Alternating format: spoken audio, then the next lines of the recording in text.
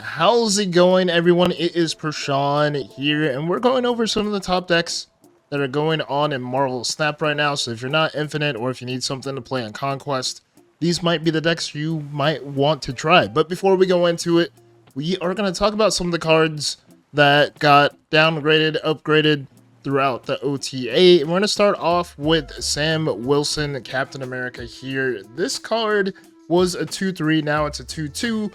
Basically because everyone ran this in their deck because of the shield was out in the beginning of the game, right? And now this is just fodder for Strange Supreme, which is going crazy right now in the meta. I don't know if one of his decks is technically the top decks in Marvel Snap, but I will add one in today that I think is pretty good.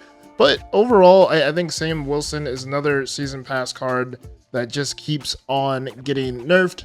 These Season Pass cards are super strong to start off, maybe to sell the Season Pass, and then later on they get nerfed because they are so good. But I personally feel like I want to get my money's worth, and I want to play the Season Pass card as much as I can.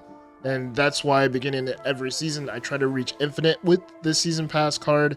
And speaking of Season Pass cards, this one here got buffed. Technically, right? Captain Carter was a 4 cost before, now she is a 3 cost, and she felt pretty awkward as a 4, especially since her ability is add this card's power to the back row of the cards here. Typically on turn 4, she's in the back row, she's not in the front row. So her being a 3 cost puts her in the front row, front and center. That way the cards in the back can get that +2 or more power, and that way you can win more games. And this was a rushed change, right? Because this is the Season Pass card. We see one Season Pass card get changed, get nerfed, and then we see one get buffed. So I don't know. Will it make it be more playable? We'll see in the future. And then next here we have Scream. Scream is a card that was a 2-2. I think before was she a 2-3 before this? Like, she keeps on getting nerfed and nerfed and nerfed because this card is so good, right? This card is so good, especially in those like movement decks where you're just moving their cards around and there's nothing they can do about it. If this happened more than like once per turn, this card would probably be broken, but her going down to a 2-1, I think it's still pretty good. If you have Kingpin out on the board too, this helps out Scream a lot. So you might see Kingpin more in these Scream decks than before, which I don't know. It still doesn't change that this card is pretty strong. So I still love this card. I still love the Scream decks. The Scream Queen decks are my favorite to climb. And then next here we have Toxin. Toxin's one of those cards that typically gets forgotten, right? Like bounce isn't really something that gets played a lot, and then especially him, right? Return all your other cards here to your hand, +2 power for each returned. So him being a 2-2 is actually pretty good, right? Like I really think this is pretty good, but the fact that there's so many other strong decks in Marvel Snap right now, bounce typically gets lost in the shuffle. Was it like Falcon? Falcon had the cool bounce mechanics, and I think if Falcon was what he originally was printed to be, then Toxin and other bounce cards would be more prevalent in the meta. But since they changed it, then yeah, like bounce isn't cool. Maybe bounce will be cool in the future, only time will tell. And then we have Penny Parker here. It's another card that has gotten lost in the shuffle. It's a fairly new card in Snap too, but the fact that now it's a 2-3,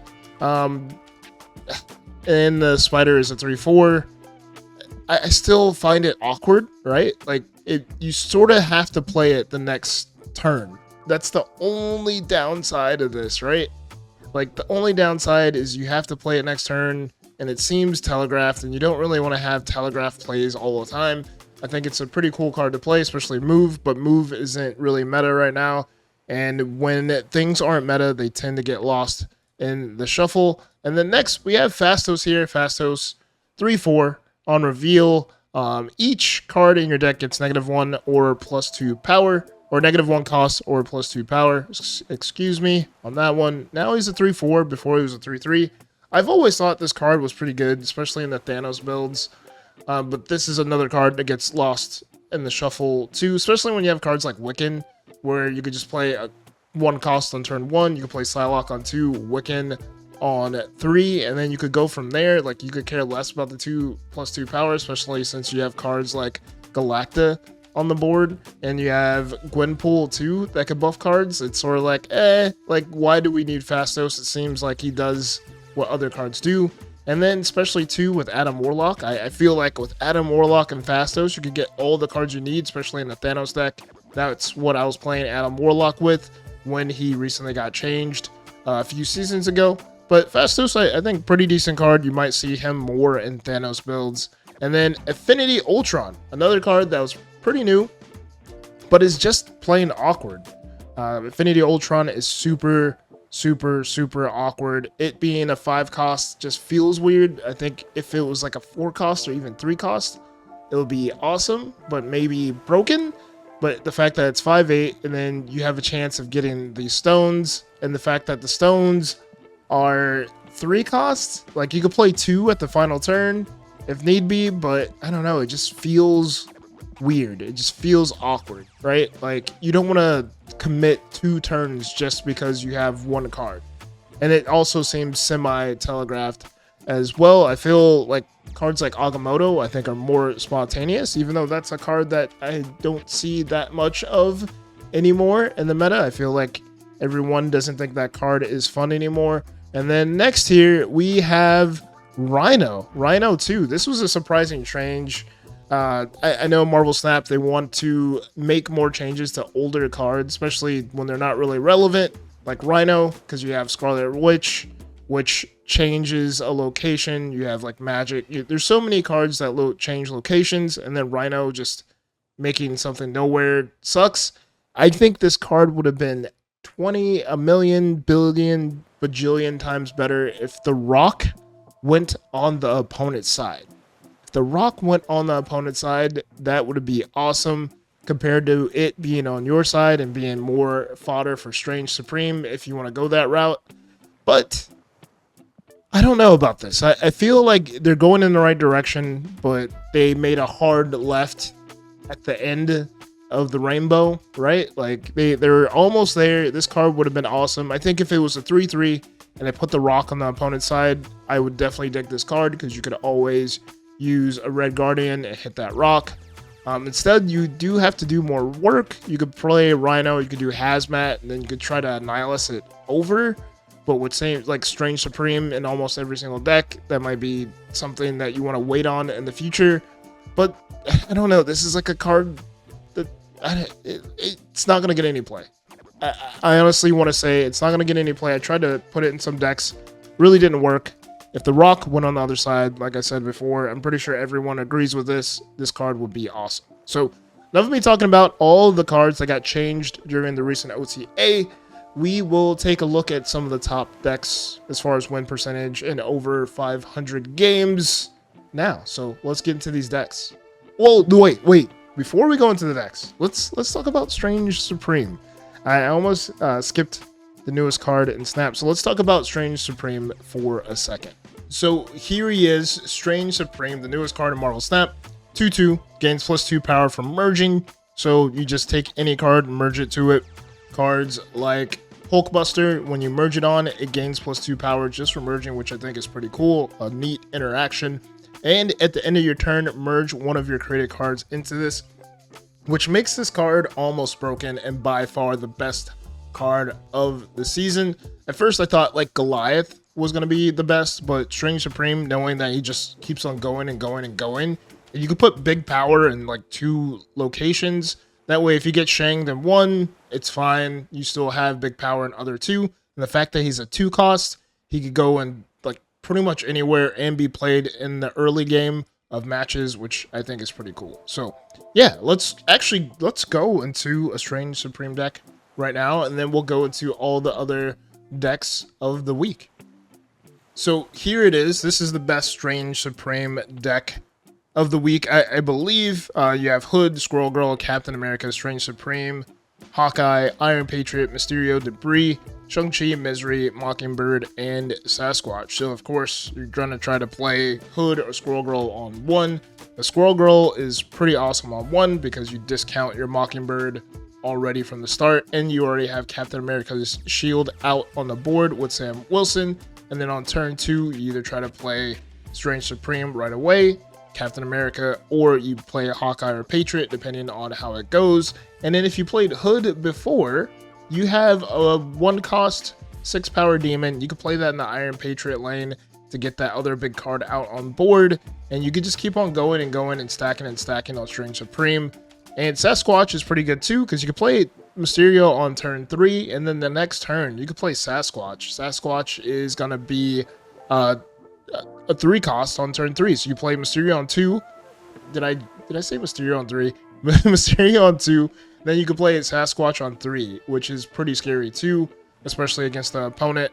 And you win so many different ways. You could clog the board with debris. You could do it all over again with Misery. You could have a Shang-Chi, and then you could play Misery on that Shang-Chi later, just in case you're like, haha, you got me once, you can't get me twice, which I think is pretty awesome. And of course, you have more Clog with a Kate Bishop. So awesome deck. Got me so many different wins. The opponent was like, oh, I got you. And I'm like, nope, I'm just going to clog the board and win the game. So Strange Supreme is actually a pretty decent card. I would say this is the card of the season. And I'm thinking about doing a power rankings video too, like where I bring on a guest and we just go through and just power rank everything after the season. I think that would be pretty cool to do. Yeah, so let's go into some of the other decks of the week. So the first deck we have here is a Clog deck. This is one of my favorite archetypes in Marvel Snap. This deck here has a 55.6% win rate overall, and we have Hood, Titania, Sam Wilson, Strange Supreme, Hawkeye, Green Goblin, Magic, Debris, Viper, Dr. Octopus, Cannonball, and Red Hulk. Overall, I think this deck is pretty awesome. I love clogging things up, and we have Magic here. That way we can muck it up even more and get rid of more rocks or add more goblins to their side. We have Dr. Octopus just to mess up whatever they have going on. And of course, we have Cannonball just to bounce whatever's big. And then we have Red Hulk 2 here just in case of location we need a little bit more oomph. We have Red Hulk. So overall, I think this deck is pretty awesome. Strange Supreme is a good counter to Clog too. So if they're trying to clog your side, Strange Supreme is just going to eat all day. Unless they Red Guardian you. I think that's a good card too to put in this deck, just in case you don't want to play Dr. Octopus. I think Red Guardian is a good card to put in. I know a lot of times Titania might be rough, but of course turn 4 you usually play Titania, then you play Green Goblin, and they're just stuck in a lane. So overall, I think this is pretty awesome deck. This is something I've been playing with and I've been messing around with. I think I had a Clog deck that I posted a few days ago, which I thought was pretty good. And next here, we have some ongoing madness here. So we have Captain Carter, newly changed and updated to a 3-cost, which I think is pretty good. Of course, you just go crazy with the ongoing stuff. And then you have a Zabu here. Zabu's a card that changes your Super Scroll, your Doom, and your Iron Lad to 3-costs. That way it bumps up your curve. And of course you have Goliath here just to take advantage of all the ongoing cards and all the Dooms. I know Doom 2099 keeps on getting nerfed, but if you clog up the board enough or put enough things on the board, you should be fine, especially with Goliath on the board too. And Super Scroll's definitely MVP whenever you see ongoing on the other side. And Dr. Doom Spectrum, there are just 2 cards on turn 6 that can just put you over the top and win you games. And next here we have Khonshu Discard. This card has been running rampant. I know a lot of people were expecting Bullseye to get changed or nerfed somehow, some way, but they're saying that basically he's not the card that's winning you games or winning the opponent games. So this is the best Khonshu deck in my opinion. You just have to be careful not to discard him more than twice, then he's gone. There's another one out there, another deck that has like the new Ghost Rider, the prehistoric Ghost Rider, which I think is pretty decent too. And then you play cards like Iron Man, or you play Gore. I think that I don't know, that one is pretty decent too. A lot of cope in that one because a lot of times I don't get those combos, but this one seems pretty solid and stable. Of course, you have Scorn that likes to be discarded over and over again. You have the Swarm that like to be discarded over and over again. And if you don't want to go like Gambit, you could always go like Collector too, because Collector goes pretty good with Scorn, Swarm, and Apocalypse, as well as Khonshu, because they all go back into your hand, which I think is pretty cool. Dracula just cleans up everything. And then even though MODOK is now a 7 power, even though Lee lost 1 power in the last OTA or the OTA before last, he's still pretty good. So overall, if you want to play Discard, I think this is the deck you want to play. So let's go into the next deck. And Scream is still pretty good. Scream is doing awesome. And like I said before, Scream keeps on getting nerfed, but you have Kingpin to make up for that, right? To make your opponent honest. And typically they try to play in that Kingpin lane and fill it up. That way you don't put cards into that lane. That way they get that negative power. And then Sam Wilson again in another deck, just because you have cards like Kraven, you have Miles Morales. Whenever you move that shield, Kraven can take advantage, and then your Miles Morales can be a 1 cost, which is pretty awesome. We have Rocket and Groot here. This is another card that keeps opponents honest on the other end, especially when you have like Kingpin and Rocket and Groot on the board. It's like, oh, where do they play? Where do they play? Especially when they don't have Luke Cage on the board. And then, of course, you have some board manipulation. So we have cards like Polaris to move one of their smaller cards here and there. You have Stegron to move a card out the way. You have Cannonball to move them out the way. You also have Arrow to move them. And then if you don't want to play Arrow, you can always play Magneto. I think a Magneto is a good choice too. At the end of the game, you can move it into the Kraven lane, or you can move it into the Kingpin lane, and that will give you a dub.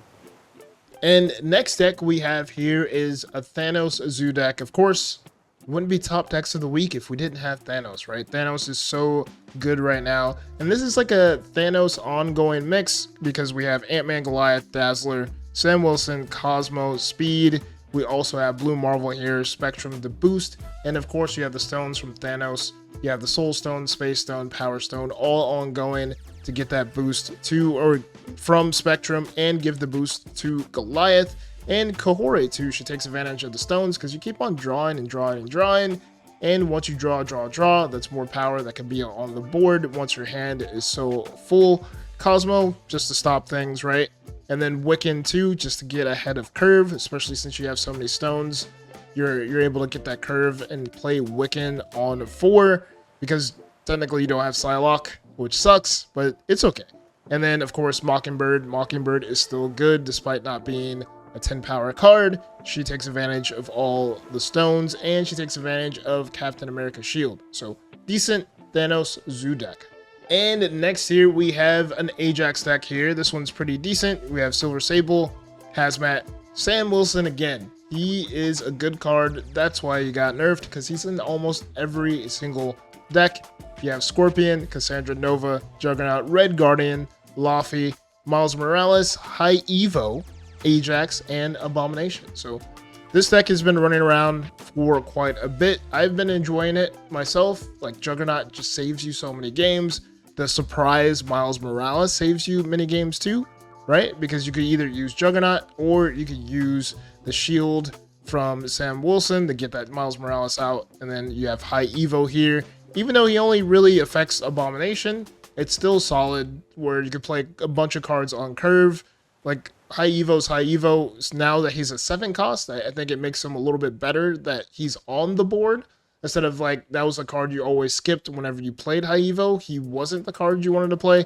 And then of course at the end of the game, you have Ajax here. But you have to be careful. This is one without Luke Cage. So if they're playing Luke Cage and you're not, then this can definitely burn you. But we do have Red Guardian just in case, right? So Red Guardian can do some damage on the other end. So this is the good old Ajax High Evo deck that's been running around. And lastly, we have the Sauron deck. This has been going around a lot too. This is something I played a lot in High Voltage to get a lot of my like alliance like bounties done, right? Because you have so many different card types and so many different like card costs too. I think the only thing you're missing is a 6 cost, but I always switch to another deck during that time. But you have Zabu here. Zabu's just to get your Ares, Enchantress, Typhoid Mary out even earlier. especially on those final turns, and it's just so much power, especially whenever you're able to play Sauron. You could get that Ebony Maw out, you could get that Starbrand out. Like, it's just powerful final turns with this deck, and there's not enough Shang-Chis in the world to stop it. So like, you could just power after power after power after power. You're just slamming that on the board. It's so good to play. And then you can almost get like a heavily discounted Scar at the end of the game and just slam that on the board too, and you just take over opponents. So that is the last deck of this week. And let me know down in the comments, what are you guys playing? What types of decks you want to see? Do you want to see me do these videos more often? I know it's been a while since I've done one of these, right? So let me know down in the comments. Thank you all for watching. Until next time, be safe, keep on snapping, and peace. Snap.